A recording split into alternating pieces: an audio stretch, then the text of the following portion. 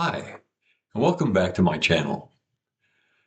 In this video, I'm going to answer more questions from readers of my book, Cold Noses at the Pearly Gates. I hope they'll resonate with you and help you in some way. One of the questions I get a lot of is, will my pets know me when I get to heaven? Well, I don't see any reason why they wouldn't. Sometimes when you answer questions about animals in the Bible, you have to first look at what it says about people because there's no specific thing about animals.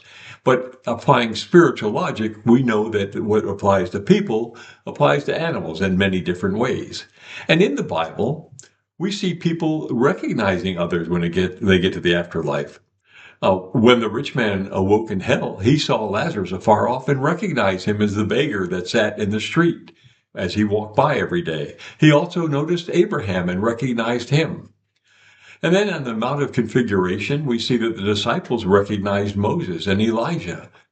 There's lots of places in the Bible where people recognize others in the afterlife. And after all, we're going to have a reunion in heaven. You can't have a reunion if you don't know the people you're having a reunion with. So there's good reason to believe that animals will recognize their people. And the other question that I answer goes along with that. And the question is this: will my pets miss me when they get to heaven? Absolutely not. Heaven is a place of great happiness, no sorrow, no sadness, no pining, no waiting for anyone. If you've heard that poem or read the poem, The Rainbow Bridge, it's a beautiful little poem. Somebody wrote it, but it talks a lot about great things that make you feel good. But there is a downside to that poem. It has the animals waiting on the Rainbow Bridge for the people to arrive in heaven. There's sadness, there's sorrow, there's pining. And that's just not part of heaven. I'm sorry. And the reason for that is there's no time in heaven. Time is not something that happens in heaven. It's only here on earth. Heaven is an eternal day.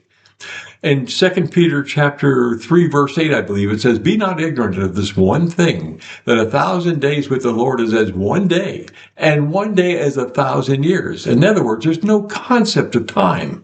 So if your pet passes away and you take 20, 30, 40 years to get there yourself, to them it'll be as if you just went into the next room and came back.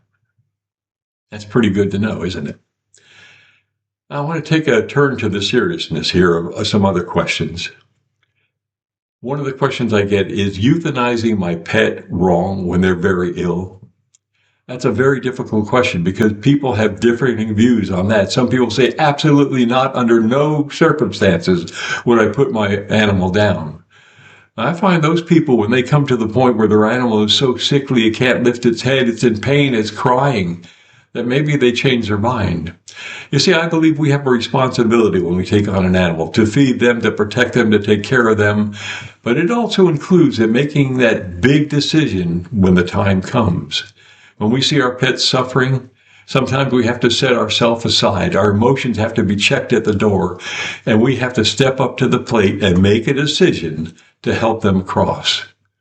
Knowing that they go to heaven helps, but it's something that we all have to take responsibility for. And the next question is equally as difficult. It's associated with it. Okay, I stepped up to the plate. I put my emotions aside. I didn't want to do it, but I knew my pet needed to have some relief. He had to be helped. And so I made that big decision. Now I feel so guilty. It eats me up. I feel like I betrayed him. Did I not wait long enough? Could I have done more? To those of you that have that guilt, I want to suggest this. Trust the moment. Trust the moment that you stood there and you saw your pet in suffering pain, and you set yourself aside and made a decision that broke your heart, but was necessary to do. You did what had to be done. Don't second guess yourself now. I know if your pet could call you right now and talk to you in human talk, I'm sure they would say something like, "Don't beat yourself up. You love me. Thank you for giving me your home to enter into, for loving me, for taking care of me. I knew it was a hard decision for you to make, but I'm fine. I'm good now. Don't beat yourself up." Folks, there's answers in the Bible for all of these sorts of things. And I hope that this morning I helped you with some of the things that were on your heart. If you had grief, if you had guilt, I hope you can set it aside and trust what the Bible says. We'll see you next time. Please don't forget to subscribe so you don't miss it.